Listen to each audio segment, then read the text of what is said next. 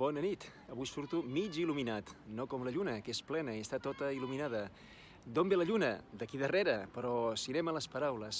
Lluna ve del llatí luna i aquest ve de l'indoeuropeu leuc. Leuc, que comença amb una L, és normal, com lleuger, com totes aquestes paraules que intenten transmetre una cosa que és tan etèria, no? Doncs leuc ens va donar lluna, però també ens va donar llum i també ens va donar lluir. Tot té el mateix origen.